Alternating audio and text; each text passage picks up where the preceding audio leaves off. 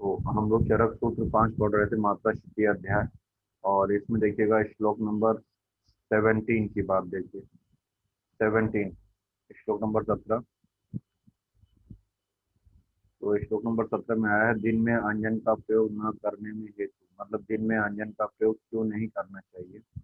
इसके पहले वाले श्लोक में बताया कि नेत्र जो होता है तेजोमय होता है और उसको श्लेष्मा से उसकी रक्षा करनी चाहिए। फिर अगली बार बता रहे हैं, अगली बात क्या है ये कि तस्माद श्राव्यम निशायाम तो ध्रुवम अंजनम इष्यते, मतलब जल निकालने के लिए, मतलब जो श्रावणार्थ अंजन का प्रयोग कर रहे हैं उस अंजन का प्रयोग होता है उसे निश्चित रूप से रात्रि में ही लगाना चाहिए। अर्थात लिख लीजिए, श्रावणार्थ अंजन का प्रयोग रात्रि में।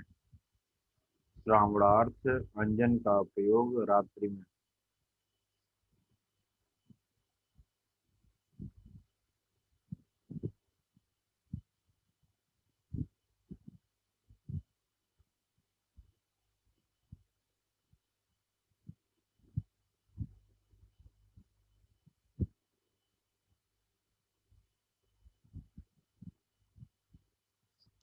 अच्छा, एक चीज बताइएगा, दिन के किस भाग में कफ का प्रकोप ज्यादा होता है, अगर हम दिन की बात करें तो, मतलब सर प्रातः पूर्वाह्न में।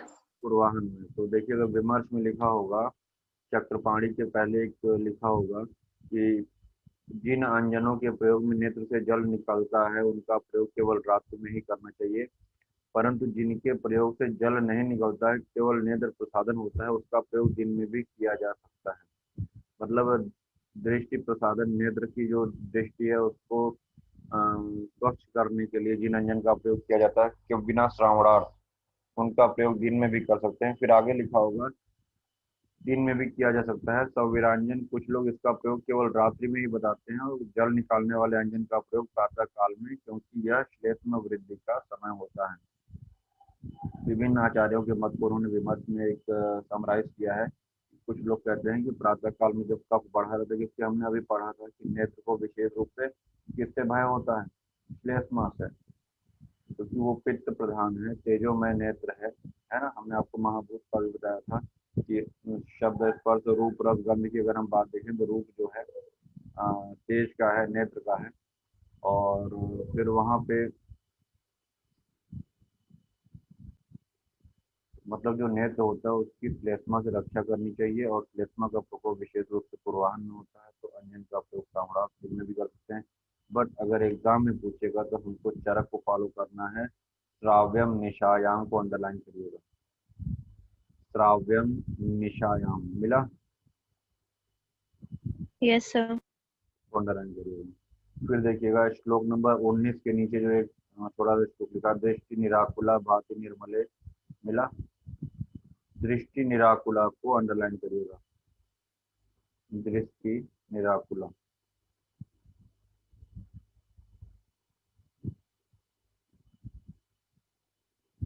नेत्र क्रियाकल्प के बारे में कितने लोग जानते हैं, कभी नाम सुना है नेत्र क्रियाकल्प। लिखिएगा, नेत्र क्रियाकल्प वाग्भट 5, वाग्भट 5, जिसमें आश्चोतन को आद्य उपक्रम कहा, जिसमें आश्चोतन को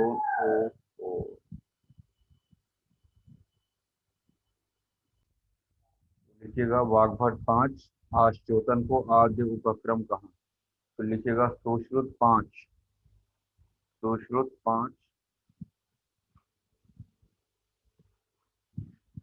नेत्र क्रियाकल्प हेडिंग डालिएगा, नेत्र क्रियाकल्प वाग्भट 5, जिसमें आश्चोतन को सबसे पहले उन्होंने बताया। सुश्रुत के भी 5 हैं। शारंगधर के 7 क्रियाकल्प, शारंगधर 7, 7। 5 प्लस जो इनके अलग से हैं वो लिख लीजिएगा, 5 प्लस पिंडी एवं बिडालक, पिंडी एवं बिडालक। आपके दिमाग में क्वेश्चन आ सकता है क्या, देखिए विमर्श पढ़ा रहे हैं तो ये बेसिकली शालाक्य का पार्ट, लेकिन यहाँ पे कुछ है तो बता दे रहे हैं। हमने आपको लिखाया था कि बिडालक किसका अवदान है, लास्ट लेक्चर में बताया था। विडालक वाग। वाग्भट का। वाग्भट का। हाँ, तो क्वेश्चन ध्यान रखिएगा, विडालक अगर पूछेगा अवदान किसका है तो वो वाग्भट का बताएंगे, शिरोवस्ती किसका अवदान है सुश्रुत का बताएंगे। लेकिन अगर पूछता है कि फिर चारा, सुश्रुत का। हाँ, पिंडी शारंगधर का बताए थे। अगर क्वेश्चन पूछता है कि शारंगधर के अनुसार क्रियाकल्प कौन है, तब पिंडी और विडालक शारंगधर में बताएंगे। तो सबके अकॉर्डिंग देखिएगा विमर्श नेक्स्ट पेज पे किसी का श्लोक का दृष्टि निराकुला का विमर्श देखिएगा। सेकेंड लाइन में सुश्रुत ने तर्पण, पुष्पाक, सेक, आश्चोतन और अंजन। तो ये जो है आपका 5 पुष्पाक किसका हो गया, सॉरी क्रियाकल्प सुश्रुत के अनुसार हो गया। तो उसमें सबसे पहले है सुश्रुत ने रखा है तर्पण। तर्पण, पुष्पाक, सेक, आश्चोतन, अंजन। तो कुछ पॉइंट यहाँ पे लिख लीजिए तर्पण के बारे में, कॉपी पे लिखिएगा तर्पण। स्वस्थ नेत्र के लिए यही पूछा जाता है जो लिखाने जा रहे हैं, शलाक्य का है, हम यहीं पे नोट करा दे रहे हैं। तर्पण स्वस्थ नेत्र के लिए 500 वाक मात्रा, वाक मात्रा, वाक मतलब बोलने वाली मात्रा, 500 वाक मात्रा, आधा का वाक मात्रा। फिर लिखिएगा VPK या KPV लिख लीजिएगा, KPV कफ पित्त देन वात, कफ पित्त देन वात, ऊपर से नीचे कफ पित्त और वात, ऊपर से नीचे लिखे। कफ में लिखिएगा 600, कफ में 600, पित्त में 800 और वात में 1000। देखिए हमने इंक्रीजिंग ऑर्डर में आपको लिखा है। स्वस्थ मतलब हेल्दी, अगर कोई है किसी की आंख में कोई डिफेक्ट नहीं है, कोई प्रॉब्लम नहीं है, फिर भी वो अगर तर्पण करना चाहे तो 500 वाक मात्रा तक करेगा। 500 वाक मात्रा अब आपको कैसे बताएं, यूँ समझ लीजिए जैसे हम 1 से 500 तक गिनते गिनते हैं, काउंटिंग करते हैं 1 2 3 4 5, कुछ इस तरीके से आप उसको समझिए कि आपको तर्पण करना है 1 से 500 तक आप काउंटिंग कर रहे हैं, ठीक है। तो वो हुआ स्वस्थ नेत्र के लिए। कफज नेत्र रोगों के लिए अगर करना है तो 600 वाक मात्रा तक, पित्तज में करना है तो 800 और वातज में करना है तो 1000 वाक मात्रा। यहीं पे फिर लिखिएगा साइड में ही। जब आप शलाक्य हम लोग पढ़ते हैं, इसीलिए थोड़ा सा लेक्चर हमारा ना 2 3 में चला जाता है, क्योंकि कई इंपॉर्टेंट चीजें हम यहीं आपको बता दें। लिखिएगा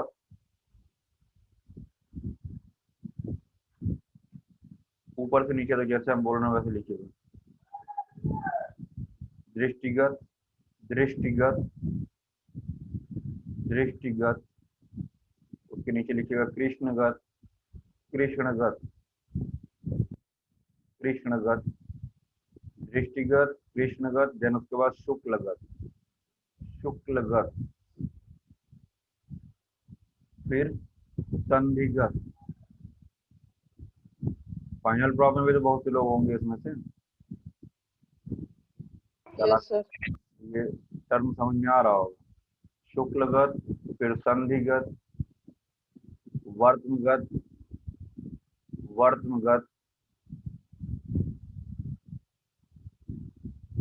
ये हुए विभिन्न प्रकार के नेत्र रोग। मतलब दृष्टिगत कितने नेत्र रोग होते हैं, कृष्णगत कितने होते हैं, शुक्लगत कितने होते हैं। तो वो जब शलाक्य पढ़ाएंगे तो वहाँ का है कि कृष्ण से संधिकर शुक्ला की दृष्टि सर्ववर्त में फैल गई। तो इंक्रीजिंग ऑर्डर का ये फार्मूला है कि कृष्णगत सबसे कम होते हैं, 4 होते हैं।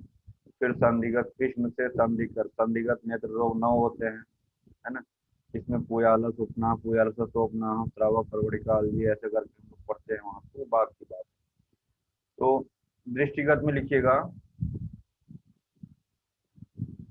1000 या 800 वाक मात्रा, 1000 या 800 वाक मात्रा। दृष्टिगत नेत्र रोग में 1000 या 800 वाक मात्रा। फिर लिखिएगा कृष्णगत में लिखिएगा 700, कृष्णगत में 700, शुक्लगत में 500, 500, संधिगत में 300 और लास्ट में लिखा है हमने वर्तमगत में लिखिएगा 100।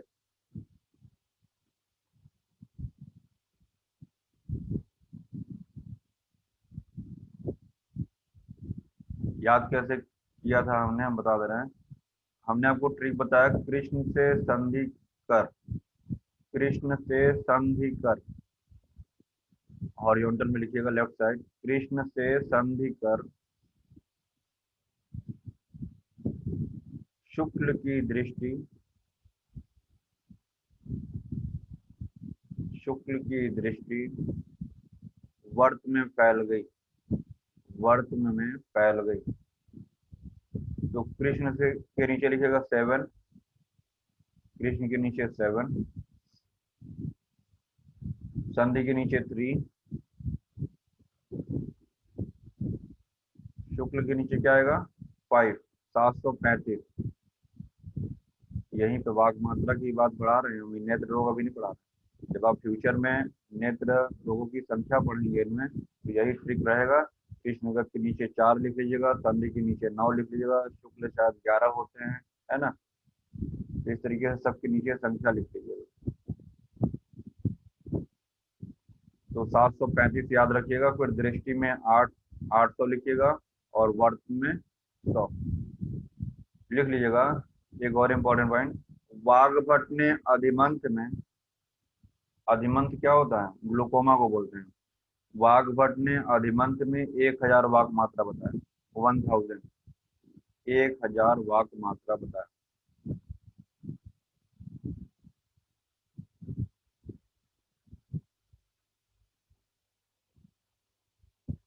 ये तो हो गया कुछ तर्पण के बारे में बात हमने आपको बताई, ठीक है।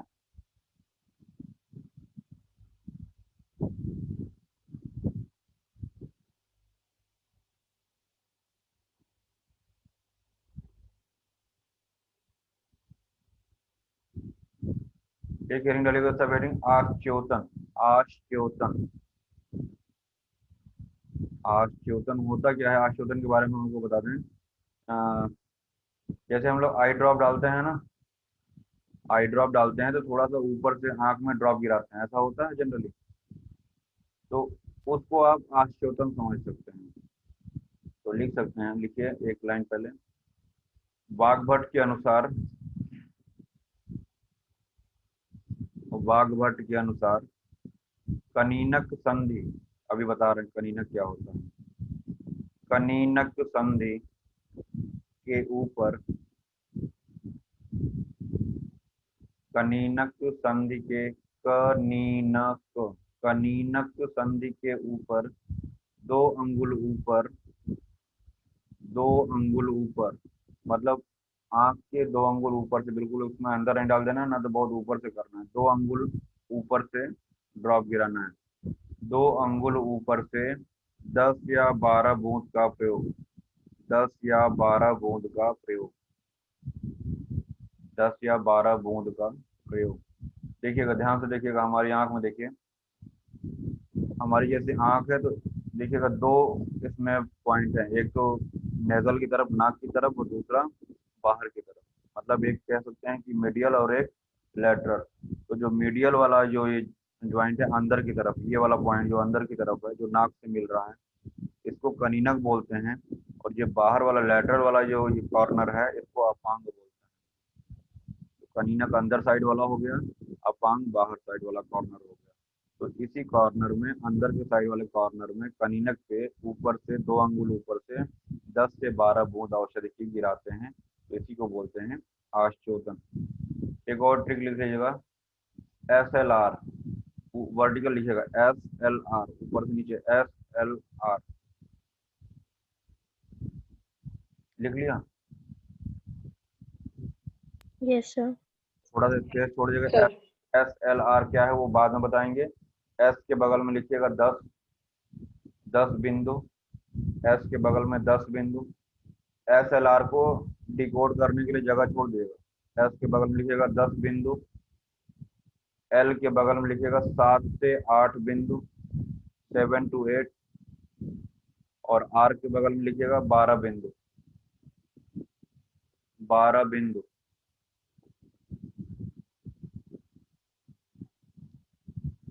एक पॉइंट और यहाँ लिख लीजिएगा, वातज व्याधि में अपराहन, वातज व्याधि में अपराहन,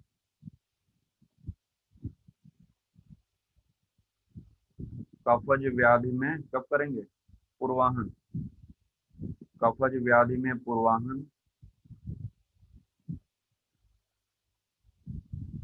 एवं पित्तज रक्तज व्याधि, ये भी वर्टिकल ही लिखा जाएगा। अगर तरीका आपने सीख लिया कि वातज लिखा आपने, फिर उसके सामने मध्य अपराहन, उसके नीचे कफज लिखा, सामने लिखा पूर्वाहन, के नीचे रक्त पित्तज RP या PR, जो भी आपको PR लिखने से याद होता है, वो बार बार एक टर्म बताया ना, प्यार, PR प्यार, तो मध्याह्न हो जाएगा, PR में मध्याह्न।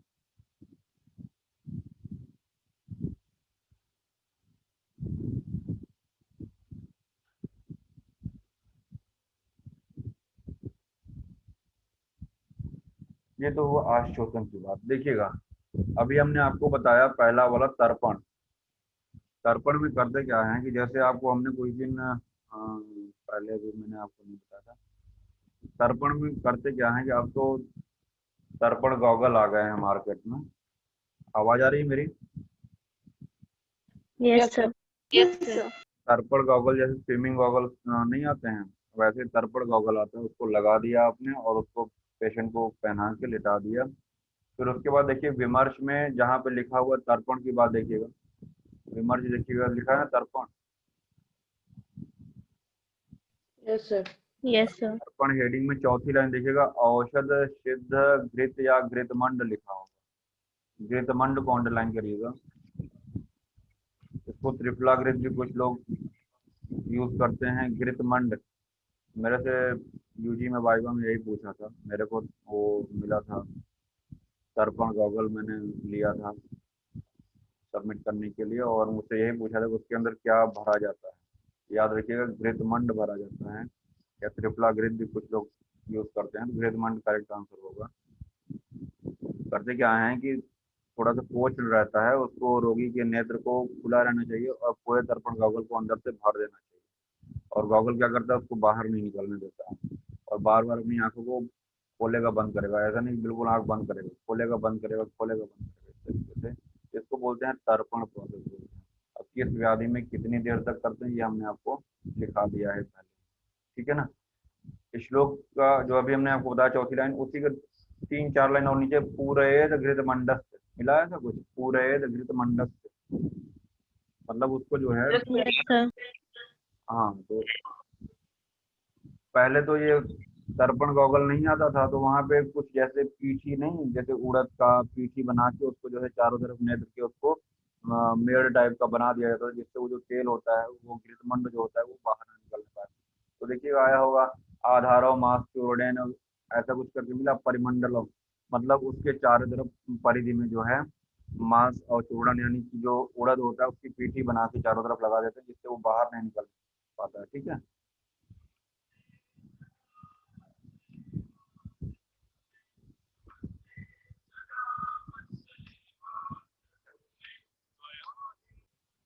उसके बाद जो सेक है, वो सेक भी 3 प्रकार का है, क्या है, स्नेहन, रोपण और लेखन। तो रोपण क्या करेंगे पित्तज में, स्नेहन वातज में, और लेखन, लेखन हमने आपको बताया स्क्रैपिंग टाइप का, जैसे कोई चीज चिपका हुआ है, लगा हुआ है, उसको खुरच के बाहर निकालना, उसको कहते हैं लेखन कर्म। फिर इसके बाद आश्चोतन, 4 नंबर पे देखिएगा।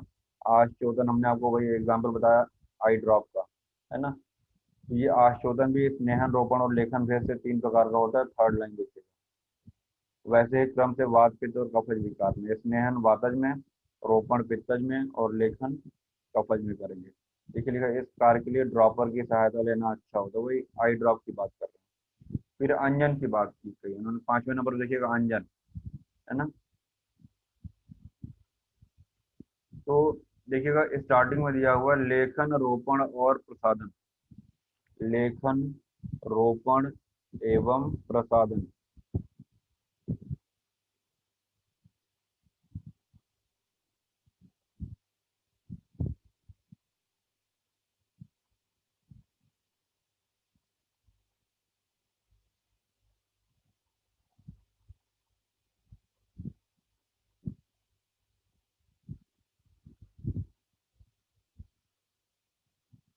तो ये लिख लीजिएगा, रोप ले, रोप ले, रो से रोपण, प से प्रसादन और ले से लेखन।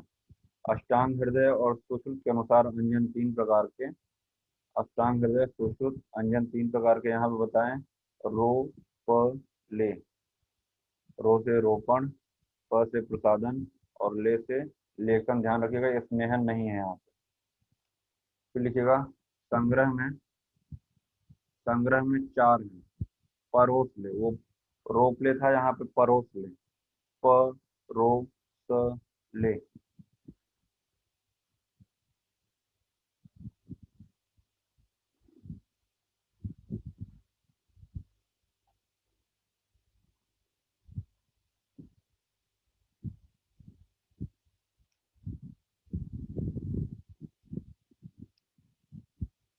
ये आ गया है। फिर इसके बाद लिखिएगा धूमपान। देखिएगा श्लोक नंबर 21 से स्टार्ट हो रहा है ना, श्लोक नंबर 20-21 से स्टार्ट हो रहा है धूमपान। मेडिकेटेड स्मोकिंग उसको कर लीजिएगा, स्मोकिंग की जगह पे मेडिकेटेड स्मोकिंग। उसके ऊपर एक चीज छूट गया है, देखिएगा नेत्र में अंजन जब लगाएंगे, जब नेत्र में आपको अंजन लगा, अगर आपने सूरमा देखा होगा तो उसको लगाने के लिए साथ में एक शलाका भी मिलता है। सूरमा के साथ में अगर बरेली यस वाले सर। उसके साथ शलाका। यस सर, शीशे का। हाँ, तो नेत्र में अंजन लगाने के लिए सलाई वो 8 अंगुल लंबी होनी चाहिए। देखिए सेकंड लाइन में लिखा होगा, कहाँ पे हम जहाँ विमर्श खत्म हो रहा है लास्ट पैराग्राफ देखिएगा, नेत्र में अंजन के लिए सलाई, उसी को शलाका कहते हैं। 8 अंगुल लंबी होनी चाहिए, है ना। फिर 5-6 लाइन छोड़ के तीक्ष्ण अंजन का प्रयोग रात्रि में सर्वथा वर्जित है। मिला ऐसा, तीक्ष्ण अंजन का प्रयोग रात्रि में सर्वथा। Yes sir. Yes sir. और फिर इसके बाद अंजन का प्रयोग कब नहीं करना चाहिए। भुक्तवान, मिला, भुक्तवान शीर्षांक स्नान, जब सिर से स्नान किया होगा भोजन के बाद, है ना, नाउन के बाद, वमन के बाद और रात्रि जागरण के पश्चात, ठीक है ना। और नान जा ज्वरति, मतलब ज्वर में, इन सभी कंडीशन में आपको अंजन का प्रयोग नहीं करना चाहिए। लिख लीजिएगा, अंजन का प्रयोग किन किन कंडीशन में नहीं करना चाहिए। धूमपान में देखिएगा, पहली बात तो सबको अंडरलाइन करिएगा, हरेणुका को अंडरलाइन करिएगा, प्रियंगु, पृथ्वी का को अंडरलाइन करिएगा,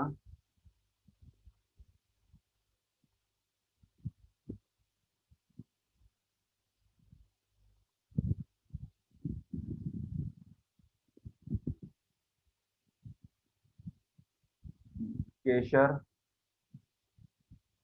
सेकंड लाइन में गुगुलू को अंडरलाइन करिएगा, गुगुलू के पहले जटा मानसी होगा, मानसी। मिला। किन किन औषधियों से धूमपान कराते हैं वो लिखा हुआ है यहाँ पे। सर्ज रस को अंडरलाइन करिएगा, शैलेय, शैलेय,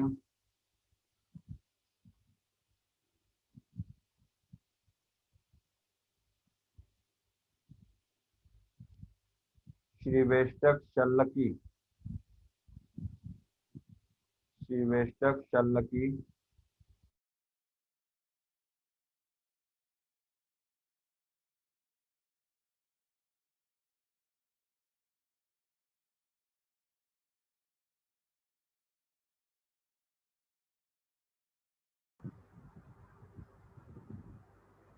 आवाज आ रही है मेरी ना। Yes sir. सर अभी आई है, उसके पहले जो भी आपने बोला वो नहीं सुन पाए थे। जटामांसी के बाद आवाज ही नहीं आई अब। डिस्कनेक्ट हो गया था। हरेणुका, प्रियंगु, पृथ्वी का, हिवेर, चंदन, मानसी, गुगुलू। तीसरी लाइन में है शुभा, सर्जरस, शैलेय। चौथी लाइन में पहला आया होगा श्रीवेष्टक, श्रीवेष्टक और शल्लकी। इतने को अंडरलाइन करिएगा। लास्ट में आया 23 नंबर श्लोक जहाँ लिखा यव सन्निभम। आवाज नहीं आ रही मेरी, सभी को दिक्कत हो रही है। सर अभी आ रही है। आ रही है। यव सन्निभम, यव सन्निभम को अंडरलाइन करिएगा।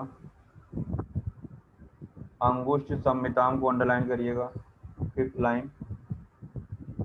मतलब इन द्रव्यों का हम प्रयोग करते हुए इन सभी औषधियों को पीसकर एक सरकंडे के ऊपर लपेटकर सरकंडा यूं समझिए कि जैसे मान लीजिए सरकंडा हुआ, आपने इतने द्रव्यों को पीसा और उसके ऊपर आपने लेप लगा लिया, है ना। उस सरकंडे के ऊपर आपने उन औषधियों का लेप कर लिया। लेप कर यव के आकार की अंगूठे के समान मोटी और 8 अंगुल लंबी वर्ती बनाएंगे। जो वर्ती बनाएंगे वो कैसा होना चाहिए? यव के आकार की, जव के आकार की होनी चाहिए, और साथ ही साथ कैसा होना चाहिए? अंगूठे की उसकी मोटाई जो होनी चाहिए अंगूठे के समान होना चाहिए, और 8 अंगुल लंबी। जैसे अभी हम लोगों ने नेत्र शलाका के बारे में 8 अंगुल लंबा पढ़ा, वैसे ही इस वर्ती की लंबाई भी धूमपान के लिए जो प्रयोग करेंगे 8 अंगुल लंबी। तो लिख लीजिएगा धूमवर्ती 8 अंगुल, धूमवर्ती की लंबाई 8 अंगुल।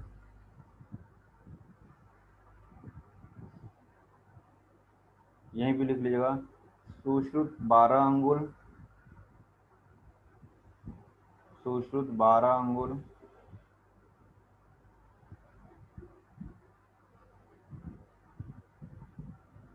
प्लस 8 अंगुल वस्त्र लेप, 8 अंगुल वस्त्र लेप, कॉमा कुष्ठ तगर वर्ज। कुष्ठ तगर का प्रयोग नहीं करेंगे धूमपान में, कुष्ठ तगर वर्ज। मिला कहाँ? विमर्श, जहाँ पे विमर्श खत्म हो रहा है 4 लाइन ऊपर आइएगा जरा, देखिएगा कुष्ठ तगर वर्जेन द्वादश अंगुलम शरकांडम। मिला कुछ ऐसा? विमर्श जहाँ समाप्त हो रहा है यस सर। तो उसको अंडर कुष्ठ तगर वर्जेन इस लक्षण पृष्ठेन द्वादश अंगुल शरकांडम क्षौमेण अष्ट अंगुलम लेपयेत। तो अगर आएगा ऑप्शन तो 12 अंगुल और वस्त्र के साथ में 8 अंगुल दोनों रहेगा वहां पे। और किसका किसका प्रयोग नहीं करना? कुष्ठ और तगर वर्ज बताया है, ये हुआ सुश्रुत के अनुसार। वाग्भट लिख लीजिए 12 अंगुल, वाग्भट 12 अंगुल।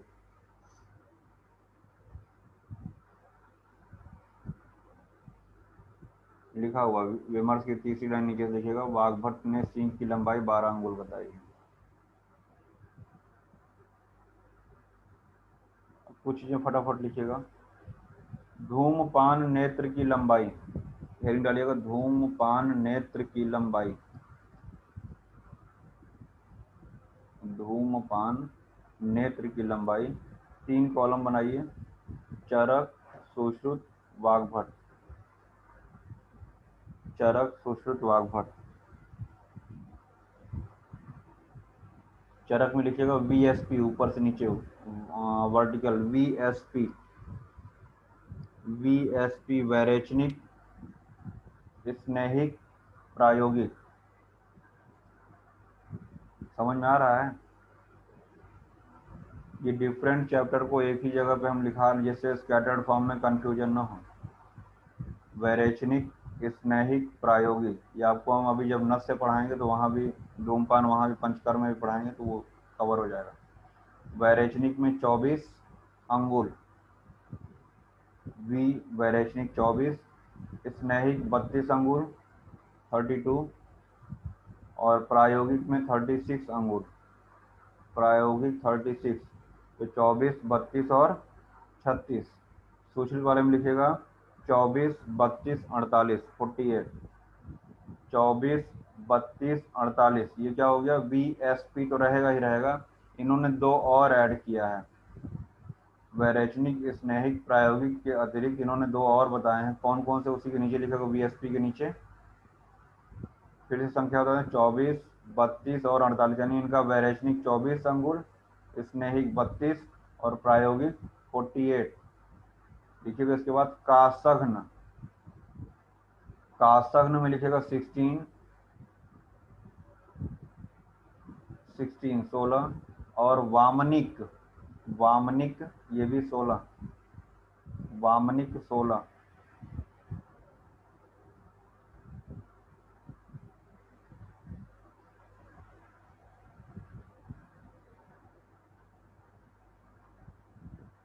लिख लीजिएगा वाग्भट में, वाग्भट में एरो बना के उसी के सामने 3 और 3 लिखिएगा, 3 3। वाग्भट में एरो बनाइए, 3 3 करके 2 लिखाएंगे। पहले जो 3 है वो करिएगा ऊपर से नीचे, तीक्ष्ण ऑब्लिक शोधन, तीक्ष्ण ऑब्लिक शोधन, ब्रैकेट में वैरेचनिक कह सकते हैं, ब्रैकेट में वी लिख लीजिए, वी 24 अंगुल। दूसरा लिखिएगा बृंहण ऑब्लिक मृदु, बृंहण ऑब्लिक मृदु, ब्रैकेट में एस स्नेहिक, स्नेहिक। और तीसरा शमन ऑब्लिक मध्यम, बृंहण में 32 लिख लीजिएगा, बृंहण वाले में 32। और तीसरा शमन या मध्यम, इसको प्रायोगिक लिख लीजिएगा, और 40 अंगुल, प्रायोगिक 40 अंगुल। बाकी के जो 3 बचे उसमें लिखिएगा कासघ्न 10, वामनीय 10, कासघ्न 10, वामनीय 10, और तीसरा व्रण धूपनीय 8, व्रण धूपनीय 8।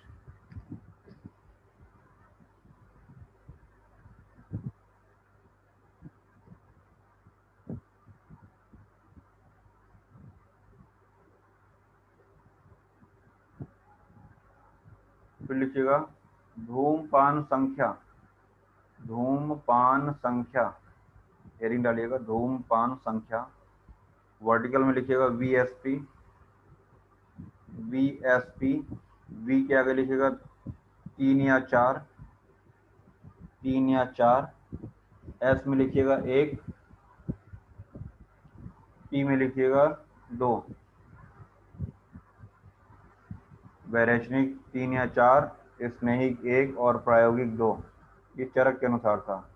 सुश्रुत का लिख लीजिएगा 354, वीएसपी 354, सुश्रुत के अनुसार 354, यानी कि वैरेचनिक 3, स्नेहिक 5 और प्रायोगिक 4, वीएसपी 354।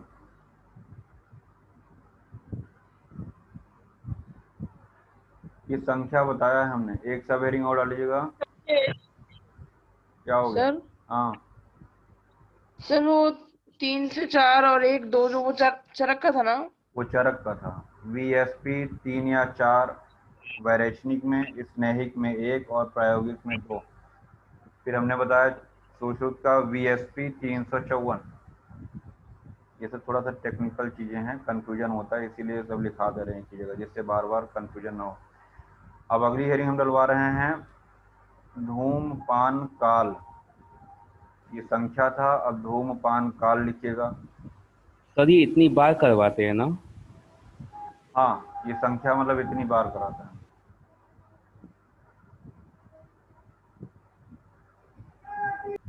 धूमपान काल, काल लिखिएगा चरक, चरक, प्रायोगिक धूमपान के काल 8, प्रायोगिक धूमपान काल 8, यानी कि प्रायोगिक धूमपान की संख्या 2 हो गई और काल कितने हो गए? 8 हो गए।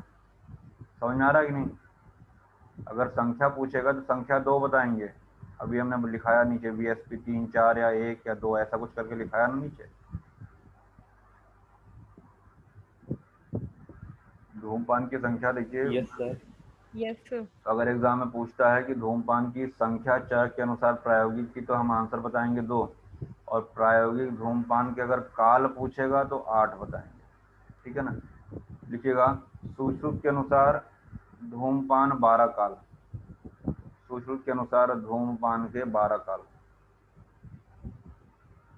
वैसे भी कहा जाता है कि उनका जो वीएसपी जोड़ेंगे तो 12 आ जाएगा। देखेंगे 354 है तो जोड़ेंगे तो 12 आ जाता है। चलिए थोड़ा सा बुक में आ जाइएगा, फटाफट मार्क करते हैं हम लोग।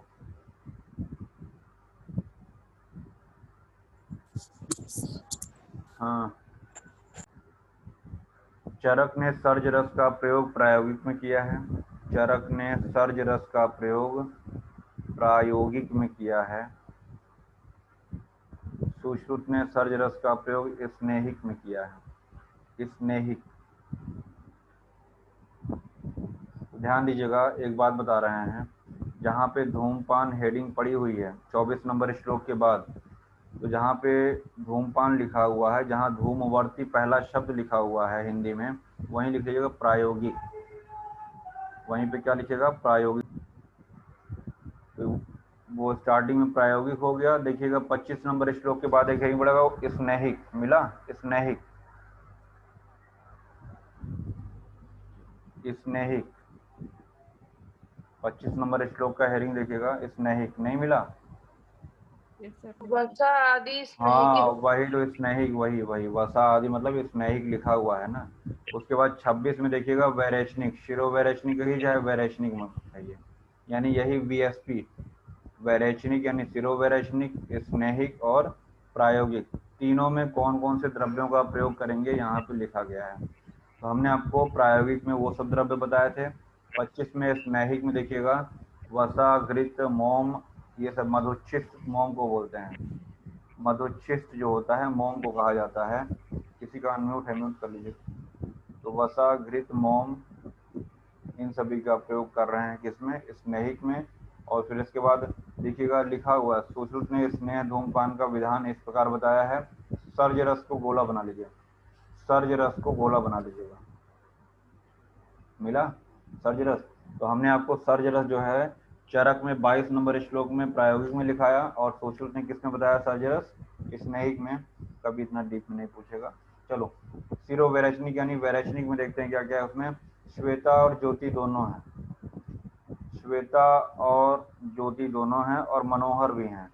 श्वेता, ज्योति और मनोहर। मनोहर मतलब मना, शिला और हड़ताल जहाँ एक साथ मिलेंगे उनको हम मनोहर कहेंगे, ठीक है ना। तो आयुर्वेद में कई जगह मनोहर मिलते हैं, इसीलिए उनको हम लोग एक साथ मनोहर ही पढ़ेंगे। श्वेता, ज्योति और मनोहर किसमें आए? हाँ, वैरेचनिक में। लिख लीजिएगा कुत्ता नहीं है, कुत्ता नहीं है यानी कुष्ठ और तगर नहीं है। कुत्ता लिख के क्रॉस कर लिए, कुष्ठ तगर नहीं है।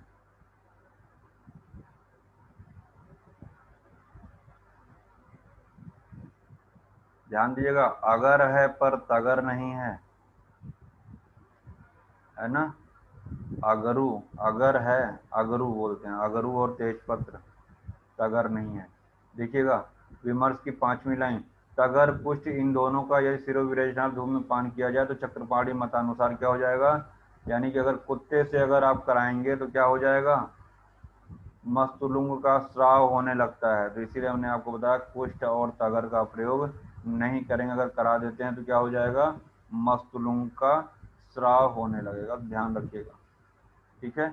विमर्श में पैराग्राफ जहाँ चेंज हो रहा है वहाँ लिखा होगा क्या? सुश्रुत ने कासग्न और वामनी धूम का भी वर्णन किया है। मैंने आपको लिखाया संख्या भी, वो धूम नेत्र की लंबाई उसकी, कासग्न और वामनी 16-16 याद आ रहा है? 16 अंगुल, 16 अंगुल। वही कासग्न वामनी याद रखिएगा उनका। आगे बढ़िए।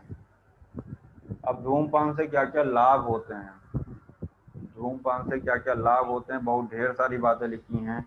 गौरव होगा, शिरशूल का शमन करेगा, पीनस अर्धाववेदक यानी माइग्रेन में लाभ मिलेगा, ईएनटी के जितने डिसऑर्डर होते हैं, ठीक है ना, ईएनटी के जितने भी होते हैं उन सब में लाभ मिलेगा।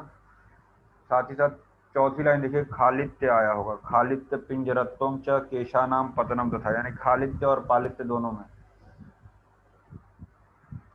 खालित्य में प्रयोग कर रहे हैं केशानाम पतनम।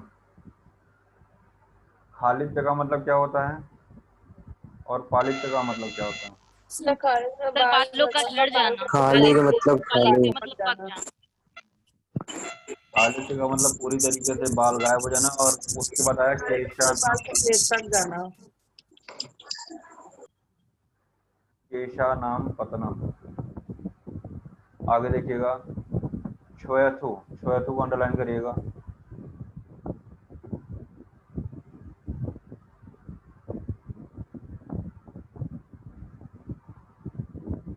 लास्ट लाइन देखिएगा हिंदी में, जो व्यक्ति मुख से धूम पीता है उसे जत्र के ऊपरी भाग में होने वाले रोग विशेषकर शिरो भाग में वात कफजन्य को अंडरलाइन करिएगा। यानी अगर मुख से धूमपान कोई लेता है तो वात कफज विकार नहीं होने पाते हैं। देखिएगा आगे लिखा होगा, अगली हेडिंग हिंदी में 35 नंबर के नीचे, प्रायोगिक धूम्रपान के 8 काल। अभी हमने आपको बताया ना कि 8 काल चरक ने बताए हैं, प्रायोगिक धूम्रपान के अष्टकाल यहीं पे बताए गए हैं। तो याद रखिएगा इसमें किस किस समय हमको जो है प्रायोगिक धूम्रपान का प्रयोग करना चाहिए। स्नान के बाद, भोजन के बाद, वमन के बाद, छींक आने के बाद, दातौन के बाद, नस्य के बाद, अंजन के बाद और निद्रा से उठने के बाद। ऐसा करने से जठर के ऊपरी भाग में वात और कफ से होने वाले रोग नहीं होते हैं। ठीक है, हो गया। तो ये प्रायोगिक धूम्रपान के 8 काल याद रखिएगा। 36 नंबर देखिएगा, कौन सा धूम्रपान कितनी बार लेना चाहिए। 36 देखिएगा, प्रायोगिक धूम्रपान केवल 2 बार, स्नेही धूम 1 बार और वैरेचनिक धूम 3 या 4 बार। मिला? Yes sir. अभी हमने पीछे लिखाया था, ये यहीं से लिखाया था। विमर्श में देखिएगा दूसरी लाइन, अह कालेषु कहने से यह स्पष्ट है कि रात्रि में धूम नहीं पीना चाहिए, यानी कि रात्रि में धूम्रपान का प्रयोग नहीं करना चाहिए। सम्यक धूम्रपान, देखिए वहां पे धूम्रपान का लाभ था 32 नंबर श्लोक तक, और 37 में धूम्रपान से लाभ बता रहे हैं, तो दोनों में डिफरेंस है। हृदय, कंठ, ज्ञानेंद्रिय की शुद्धि, शिरा प्रदेश का लघुता, हल्का हो जाना, ये सब क्या है, सम्यक धूम्रपान के लक्षण। ये 38 नंबर एग्जाम में पूछा गया है, अकाल में धूम्रपान या अति धूम्रपान से बाधिर्य हो जाता है, तो बाधिर्य को अंडरलाइन करिएगा। अंधता भी हो जाएगी, मतलब कान भी चला जाएगा, आंख भी चली जाएगी और जिह्वा यानी वाणी भी चली जाएगी, गूंगा, बहरा, अंधा, और रक्त पित्त हो जाएगा और शिरोभ्रम चक्कर जैसे आएगा। किससे? अकाल में, यानी बिना समय के या बहुत अधिक मात्रा में धूम्रपान करने से ये सभी उपद्रव हो सकते हैं। ठीक है, वाणी जाएगी, कान जाएगा, आंख जाएगा और रक्त पित्त शिरोभ्रम, याद रखिएगा। विमर्श में देखिएगा, सुश्रुत ने अकाल में पिए गए धूम से होने वाले दोष क्या बताए हैं। भ्रम, मूर्छा, शिरोरुजा, घ्राण, श्रोत्र, अक्ष, जिह्वा, नाम, उपघातम, घुमा फिरा के सब वही बात है, अंडरलाइन कर लीजिएगा। ठीक है ना, ये तो अकाल का इन्होंने बताया। मिला कि नहीं मिला? विमर्श की पहली लाइन में है। Yes sir. फिर अतियोग में देखिएगा अलग से बता रहे हैं, अतियोग के उपद्रव उन्होंने ताल, उगल, शोष, मूर्छा, पिपासा, ये सब आया होगा।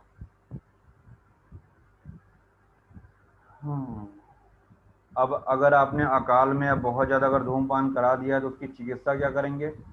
रक्त पित्त की चिकित्सा। तो रक्त पित्त की चिकित्सा को अंडरलाइन करिएगा। शीतम तो रक्त पित्त, तो रक्त पित्त या शीतल चिकित्सा करेंगे, उसको अंडरलाइन करिएगा। किसका किसका धूम्रपान नहीं कराएंगे, किसको किसको सिगरेट नहीं पीना चाहिए, देखिएगा। वैसे तो किसी को नहीं, यहाँ मेडिकेटेड स्मोकिंग की बात हो रही है। एक आया हुआ पित्त रक्तज व्याधि में, पित्त और रक्तज व्याधि में भी प्रयोग नहीं करेंगे। फिलहाल देखते हैं क्या क्या है। विरेचन के बाद, बस्ती देने के बाद, तो विरेचन के लिए यहाँ पे हम सिरो विरेचन बोलें तो ज़्यादा अच्छा रहेगा, है ना। नस्य के बाद और बस्ती के बाद धूम्रपान का प्रयोग नहीं करना चाहिए। जो सेकंड में लिखा है, विरेचन के बाद, बस्ती देने के बाद, रक्त पित्त से पीड़ित, विष से पीड़ित, गर्भिणी, शोक, उन्माद, आमदोष को अंडरलाइन करिएगा। आमदोष, रात्रि प्रजागरण के बाद। फिर नीचे आइएगा थोड़ा सा, मधु चाटने के बाद यानी शहद के सेवन के बाद, दधी के सेवन के बाद। तालुशोष क्वेश्चन पूछा गया है, तालुशोष में धूम्रपान नहीं कराते हैं। तालुशोष, तिमिर को अंडरलाइन करिएगा, शंखक और रोहिणी को, ये सब पूछा गया है। तालुशोष, तिमिर, शंखक, रोहिणी, प्रमेह, मदात्य, ये सब पूछा गया है।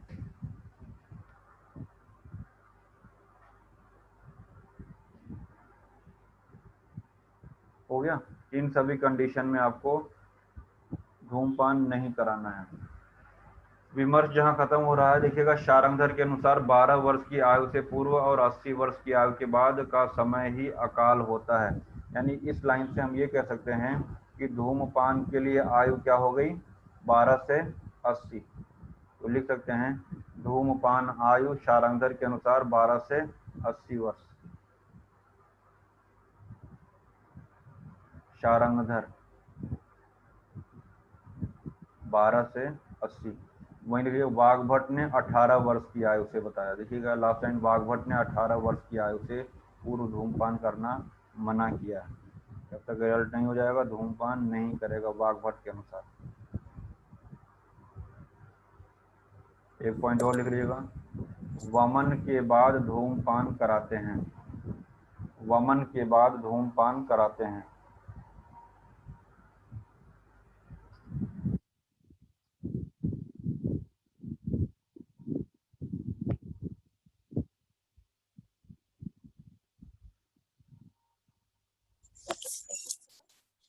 म्यूट कर लो भाई, किसी का अनम्यूट है।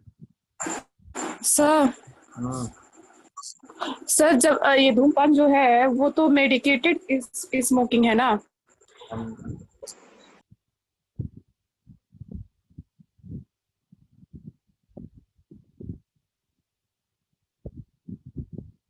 46 नंबर स्ट्रोक, लास्ट लाइन देखिएगा, प्रतिलोमम गतो याशु धूमो हिस्यादि चक्षुषी। मिला ऐसा कुछ? इसमें कहा गया है कि जो धूमपान करते हैं वो मुख से लेना है, यस सर। मुख से लेना है और मुख से लेकर नासिका से कभी भी न निकालें। देखिए क्या लिखा हुआ, पढ़िएगा। नासिका से धूम निकालने में शीर, नाक और नेत्र का दोष हो और धूम पीने के योग्य पुरुष हो तो नासिका से धूमपान करना चाहिए। यानी कि अगर नासिका से ले रहा है तो मुख से निकाल सकता है ना। नासिका से धूम पीने के बाद धूम को मुख से ही निकालना चाहिए। यानी कि वैसे भी नासा है शीर्षों द्वारा, तो याद रखिएगा धूमपान चरक ने नासिका से लेने के लिए कहा है और उसको नासिका से लेने के बाद मुख से बाहर निकालना है। मुख से लेने पर नासिका से कभी भी ना निकालें, मतलब उल्टा नहीं करना चाहिए, विरुद्ध मार्ग में जाएगा तो नेत्र को नष्ट कर देगा। यही इंपॉर्टेंट है। प्रतिलोमम गतो आशु धूमो आदि चक्षुषी, मतलब नेत्र को नष्ट कर देता है। विमर्श की तीसरी लाइन, अन्यत्र 6 भेद माने हैं, ठीक है ना। हमने आपको बताया था 3 और 3 6, याद आ रहा है। धूमस्तु षड्विधा प्रोक्त शमनो बृंहण तथा रेचना कासहा च वामनो व्रण धूपना। ऐसा कुछ करके हमने वाघभट्ट का लिखाया था ना अभी आपको। Yes sir. सर वहीं पे शारंगधर भी लिख लीजिएगा, उसी लाइन में वाघभट्ट और शारंगधर दोनों लिख। फिर इसके बाद सुश्रुत का लिखा, सुश्रुत ने अग्रांकित भेद माने हैं धूमा पंचविधो, तो धूमा पंचविधो को अंडरलाइन कर लीजिएगा। वीएसपी के साथ साथ कासग्नो वामनीय मिला, तो कासग्नो वामनी हमने आपको सब लिखा दिया।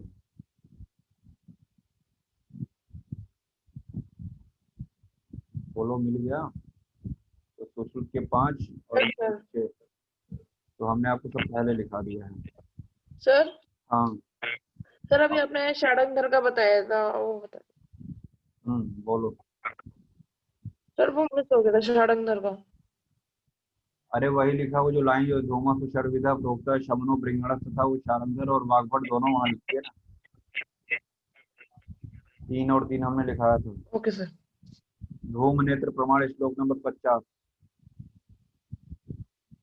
ये हम आपको लिखा चुके हैं। धूम नेत्र प्रमाण हमने आपको सभी आचार्यों का एक साथ लिखा दिया। उसमें एक चीज नहीं लिखाया था, उसको लिख लीजिएगा। श्लोक नंबर 50 में एक शब्द आया होगा त्रिकोश, त्रिकोश फलितम, मिला। Yes sir. त्रिकोश फलितम को अंडरलाइन करिएगा।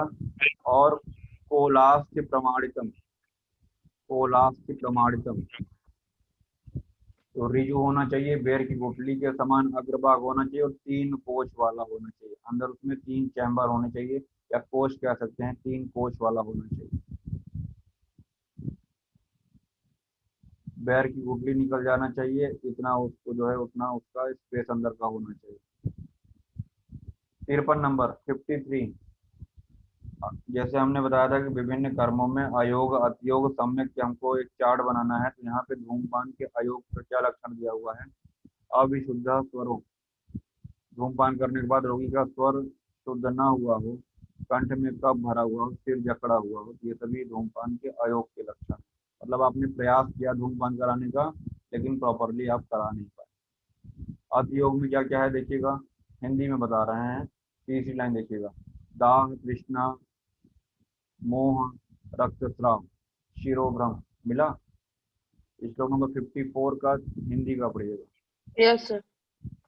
अब इसके बाद स्टार्ट हो रहा है 56 नंबर श्लोक से नस्य। तो यहाँ से क्या स्टार्ट हो रहा है, नस्य। तो जहाँ पे वर्षे वर्षे अणुतैलम, वहां पे एक हेडिंग डाल दीजिएगा। म्यूट कर लो भाई तुरंत, बहुत बिल्कुल डिस्टर्ब करते हो आप। नस्य हेडिंग डालो, नस्य। इसमें शोरगुल में कैसे पढ़ते हो तुम्हें पता नहीं। नस्य अणुतैलम को अंडरलाइन करिएगा, अणुतैलम अंडरलाइन करिएगा। सेकेंड लाइन में फर्स्ट वर्ड प्रावट शरद बसंतेश, प्रावट शरद बसंत, बीएसपी को अंडरलाइन करिएगा, प्रावट शरद बसंत। तीसरी लाइन में देखिएगा, न स्यु श्वेता न कपिला केशा श्रमशु वा पुनः।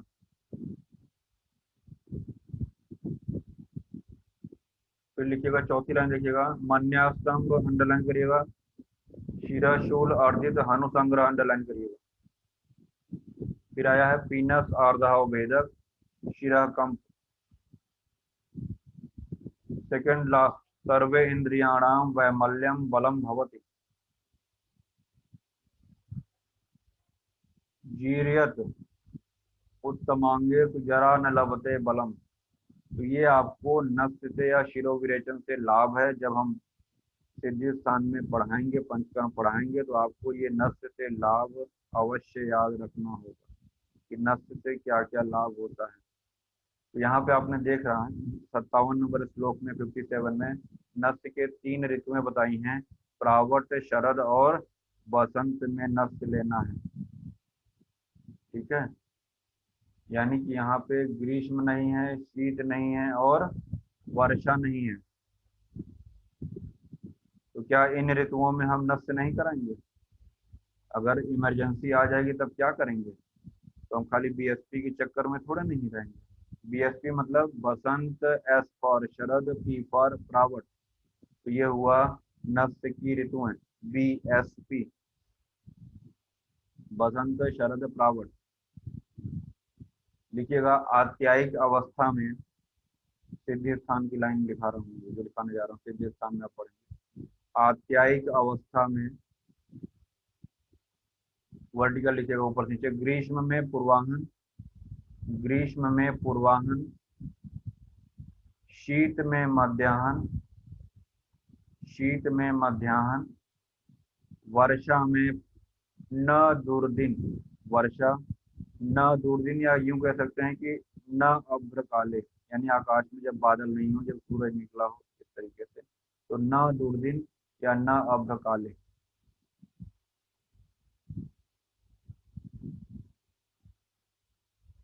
और ये वाला जो है, न शिव श्वेता न कपिला केशा श्रमशु, ये वाला पूछा गया है, क्वेश्चन आया हुआ है। केश गिरते नहीं, अब तो विशेष कर बढ़ते हैं, है ना, ये सब लिखा हुआ वहाँ पे। दाढ़ी के बाल श्वेत और पिंगल वर्ण के नहीं होते हैं, तो ये सब ध्यान रखिए, क्वेश्चन आ चुका है ये वाला। अब इसके बाद अणुतैल, यूजी में क्वेश्चन पूछता है अणुतैल के बारे में, शॉर्ट में पूछा जाता है, तो ये आपका पूरा का पूरा इंपॉर्टेंट है। इसमें देखिएगा 1 2 3 4 5, पांचवी लाइन में देखिएगा छागलम पय, लास्ट वर्ड आया हुआ है मेरा, छागलम पय, यस सर। यानी कि यहाँ पे अजा शीर का प्रयोग किया गया है। उसके ऊपर वाली लाइन में देखिएगा स्टार्टिंग से महेंद्र को अंडरलाइन करिएगा,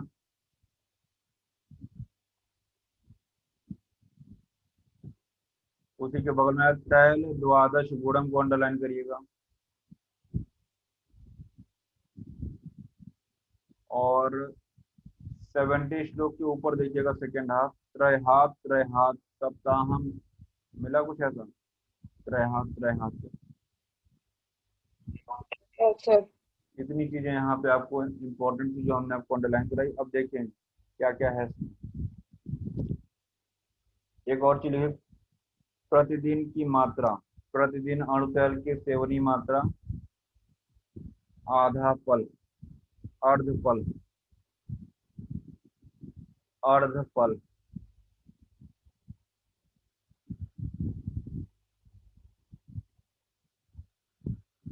अर्ध पल में 2 तोला होता है। हमने आपको 41 तोप की सलामी एक बताया था, है ना। तो अर्ध पल या 2 तोला भी कह सकते हैं। इसको एक बार देख लीजिएगा। तो नीचे से चौथी लाइन देखिएगा, प्रतिदिन 3 3 बार 3 3 दिन पर नक्श लेना चाहिए। एक दिन का अंतर देकर 7 बार नक्श का सेवन करना चाहिए, है ना। त्रिदोष शामक को अंडरलाइन करिएगा। सेकेंड लास्ट लाइन, त्रिदोष नाशक। तो हम लोग स्नेह पाक कल्पना पढ़ते हैं जनरली, ये थोड़ा सा उसका अपवाद है, तो उसको देख लीजिएगा एक बार, है ना। पढ़ लीजिएगा, उसको रीड करना, कुछ इसमें बताना नहीं है। फिर इसके बाद आता है दातौन की बात। दंत पवन यानी दातौन की बात। तो इसमें 2 चीजें हैं, दंत पवन की लंबाई कितनी होती है। तो लिखिएगा दंत पवन की लंबाई यानी दातौन की लंबाई, सुश्रुत वाग्भट, सुश्रुत वाग्भट 12 अंगुल, 12 अंगुल।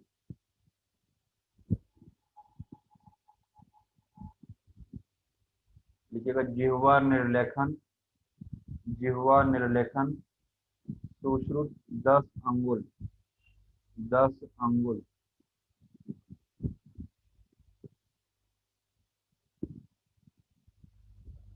दातौन होता है तो क्या करते हैं जनरली, दोनों साइड से उसको जो है यूज किया जाता है। यूँ समझ लीजिए कि दंत पवन दातुओं की लंबाई 12, 1 अंगुल एक तरफ से चबाया, दूसरी तरफ से 1 अंगुल चबाया, तो यानी कि 2 अंगुल माइनस हो गया। तो उसमें करते क्या थे, उसी को बीच में से फाड़ लेते थे 2 पार्ट में। तो उसी को जिह्वा निर्लेखन की तरीके से भी यूज करते हैं, है ना। ऐसा बहुत से लोगों ने देखा होगा। तो वहीं से एक कॉन्सेप्ट निकल सकता है कि दातुन करने के बाद उसी को चीर के लोग जिह्वा निर्लेखन के रूप में प्रयोग करते हैं।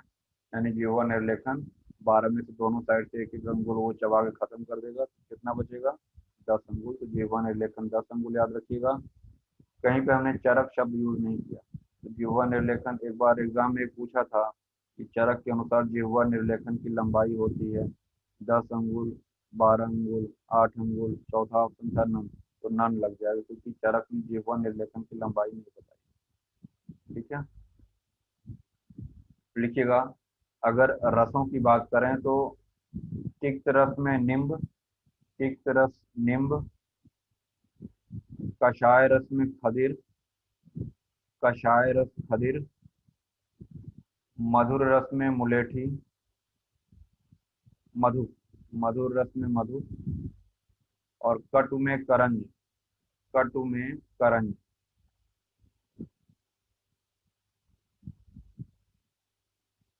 देखिएगा श्लोक नंबर 71, कषाय कटु तिक्तकम, अंडरलाइन करिएगा, कषाय कटु तिक्तकम। यहाँ लिखिएगा एरो बना के बगल में, चरक वाग्भट, चरक वाग्भट। तो चरक वाग्भट के अनुसार कषाय कटु और तिक्त रस वाले दातुन का प्रयोग करेंगे। वहीं लिख लीजिएगा सुश्रुत ने प्लस मधुर कर दिया है, मधुर को ऐड कर दिया है। सुश्रुत ने मधुर प्लस मधुर।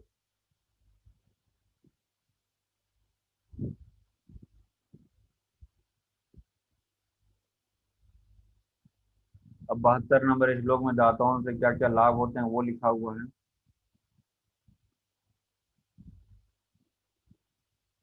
सुश्रुत ने अपना एक मंजन बताया है, विमर्श में देखिएगा।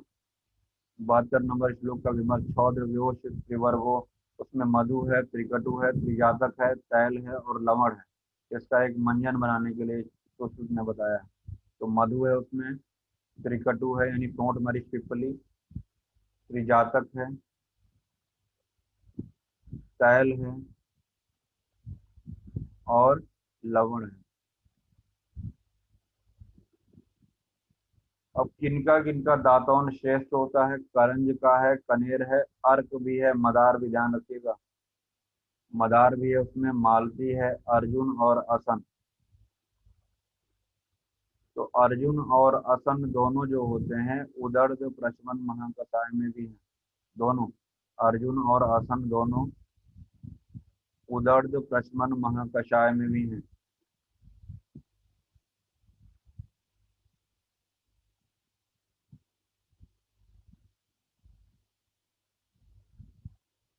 अब एक छोटा सा ये दातौन निषेध, किनका किनका दातौन नहीं करना चाहिए। दातौन निषेध है तो बहुत कुछ लिख डालिए। श्लेषमातक, श्लेषमातक, अरिष्टक, अरिष्टक, विभीतक, श्लेषमातक, अरिष्टक, विभीतक, बिल्व, पीलू, पीलू, ल में छोटा की मात्रा। पीलू को टूथ ब्रश ट्री कहते हैं। ध्यान दीजिएगा हम क्या बता रहे हैं। पीलू को टूथ ब्रश ट्री कहते हैं और इसी को दातून में निषेध बताया गया। टूथ ब्रश ट्री ये पूछा गया है। पीलू टूथ ब्रश ट्री है लेकिन दातून में निषेध है। गुग्गुलू, निर्गुंडी, शिग्रू, गुग्गुलू, निर्गुंडी, शिग्रू,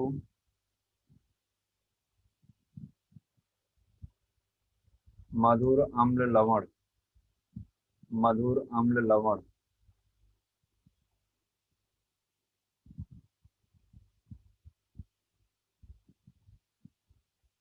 एक बार कहीं पूछा था, लिख लीजिएगा। 12 बार गंडूस धारण से मुख शुद्ध हो जाता है। 12 बार गंडूस धारण से 12 बार गंडूस धारण से मुख शुद्ध हो जाता है।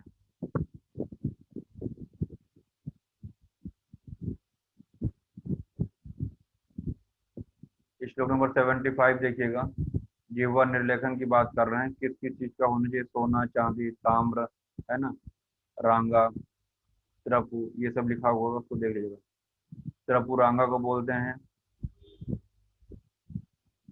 और पीतल आया होगा वहां पे।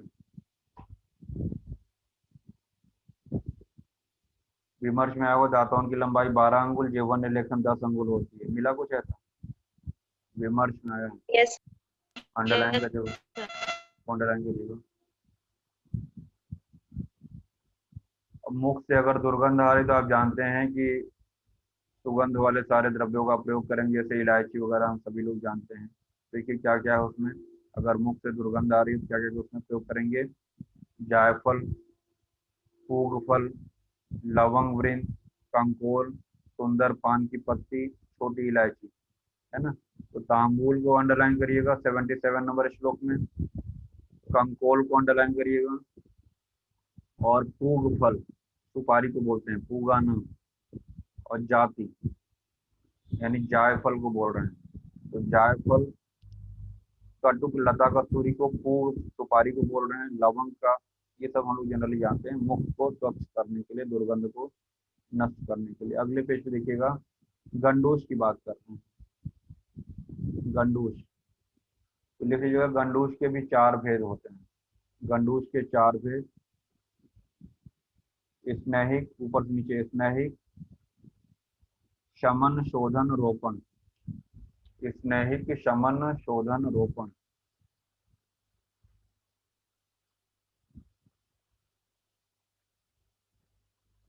स्नेहिक, शमन, शोधन, रोपण, है ना। तो यहाँ पे स्नेहिक गंडूस से कौन कौन से लाभ होते हैं वो यहाँ पे सब दिया हुआ है। तीसरी लाइन देखिएगा, दृढ़ मूला आया होगा। तीसरी लाइन में दृढ़ मूला को अंडरलाइन करिएगा। दांत को दृढ़ करता है। तो याद रखिएगा, जो गंडूस होता है दंत दाढ़ होता है, जहाँ दांतों को दृढ़ करता है ना। तो दांतों को दृढ़ करता है गंडूस, अंडरलाइन करिएगा। बाकी उसको देख लीजिएगा। और विमर्श की चौथी लाइन देखिएगा। गंडूस और कवल की परिभाषा लिखी हुई है। मिला। असंचारी मुखे पूर्ण गंडूस कवलश्चर चक्र द्रवेण गंडूस कल्कि। Yes sir. इसको अंडरलाइन करिएगा। तो देखिए गंडूस 4 प्रकार का। यथा चतुर्विध स्याद गंडूस, स्नेहिक, शमन तथा शोधनो रोपण। यही हमने आपको लिखाया। मिला? ध्यान से देखिए यस सर। क्या बोल रहे हैं। अभी हमने आपको वर्टिकल में स्नेहिक शोधन शमन और शोधन रोपण बताया लिखने के लिए। तो स्नेहिक के बगल में वात लिखिएगा, शमन के बगल में पित्त लिखिएगा। स्नेहिक वात, शमन पित्त, शोधन कफ, और रोपण के बगल में मुख व्रण में, जैसे मुख में छाले वगैरह बन जाएं तो वहां पे जो है रोपण गंडूस का प्रयोग। ठीक है, देखिएगा विमर्श की नीचे से 5वीं लाइन, गंडूस का सेवन 5 वर्ष की अवस्था से लेकर मृत्यु पर्यंत कर सकते हैं, मतलब 5 वर्ष से लेके पूरी लाइफ। ठीक है, तो या जैसे हमने अभी धूमपान में काल बताया आपको, शारंगधर का 12 से 80, वाग्भट कह रहे हैं कि 18 से प्रारंभ करेंगे, वैसे यहाँ पे आपको गंडूस का भी एज पता होना चाहिए, 5 से पूरे जीवन। आगे बढ़े।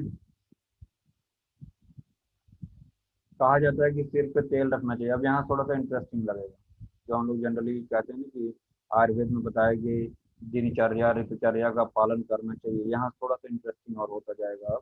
अब ज़्यादा टाइम नहीं लगेगा। 81 श्लोक देखिएगा, यहाँ स्टार्ट हो रहा है। सिर पे तेल रखने से क्या क्या लाभ होता है? न खालित्यम न पालित्यम न केशा प्रपत्तन, मतलब खालित्य पालित्य से बचाव होगा, है ना। दृढ़ मूलांश दीर्घाणाम कृष्णांश, जो हेयर रूट होते हैं वो मजबूत होते हैं, है ना। और बाल जो होते हैं कृष्ण वर्ण के होते हैं। लास्ट लाइन देखिएगा, निद्रा लाभ सुखम च चैल निषेवड़ा, निद्रा अच्छी आती है, सुख पूर्वक निद्रा की प्राप्ति होती है। नेक्स्ट पेज पे देखिएगा, श्लोक नंबर 84, कर्ण पूर्ण से लाभ बता रहे हैं। कान में तेल डालने से क्या लाभ होता है? न कर्ण रोगा वातोत्था, मिल रहा है कि मैं से बोल रहा यस सर। हूँ? न कर्ण रोगा वातु, जहाँ इंपॉर्टेंट होगा वहीं पे हम रोक देंगे। न कर्ण रोगा वातोत्था न मन्या हनु संग्रह, मतलब कर्ण पूर्ण से देखिएगा मन्या हनु संग्रह नहीं होता है, note कर लो। और बाधिर नहीं होता है, किससे? कर्ण पूर्ण से, कान में तैल पूर्ण करने से। ठीक है, फिर इसके बाद आता है शरीर में तैल मर्दन की प्रशंसा, यानी अभ्यंग की बात। वहीं लिखिए स्नेह अभ्यंग, जहाँ 10 नंबर लिखा है हिंदी में शरीर में तैल मर्दन की प्रशंसा, वहीं हेडिंग डाल लीजिएगा स्नेह अभ्यंग। लास्ट लाइन हिंदी की पढ़ रहे हैं, क्लेश एवं व्यायाम सहने की शक्ति आ जाती है। ठीक है, श्लोक नंबर 87 देखिएगा, अभ्यंग के कार्य का वैज्ञानिक आधार। स्पर्शेंद्रिय वायु की अधिकता होती है, शब्द स्पर्श रूप रस गंध आकाश वायु। तो स्पर्श जो होता है कौन सा महाभूत होता है वहां पे? वायु महाभूत है। वायु में। वही यहाँ पे कह रहे हैं, स्पर्श इंद्रिय में वायु अधिक होता है, स्पर्श का अनुभव त्वचा के आश्रित होता है, तैल वादनाशक होता है, तो शरीर में मर्दन करने से यह त्वचा के लिए परम हितकारी होता है। तो ये चरक ने एक साइंटिफिक तरीका बताया है कि तैलों से क्या लाभ होता है। ठीक है, याद रखिएगा, हो सकता है कि रेफरेंस कभी पूछते, यूजी के लिए इम्पोर्टेंट है, तो वहीं लिख लीजिएगा। ऊपर कुछ पॉइंट फटाफट लिखिएगा। सुश्रुत का चक्षुष्य, मतलब सुश्रुत ने किस किस कर्म को करने से चक्षुष्य बताया कि नेत्रों के लिए ये कर्म हितकारी हैं, चक्षुष्य हैं। तो लिखिएगा सुश्रुत का चक्षुष्य, 3 एरो बनाइए। सुश्रुत में भी है ऐसे चैप्टर आए हुए, इसमें लिखिएगा तीनों एरो में पादाभ्यंग, यानी पैर में मालिश करने से, पैर के तलवों में मालिश करने से पादाभ्यंग। दूसरा छत्र धारण, छत्र धारण यानी छाता ओढ़ने से। तीसरा है शीतल जल से सिर से स्नान, शीतल जल से सिर से स्नान।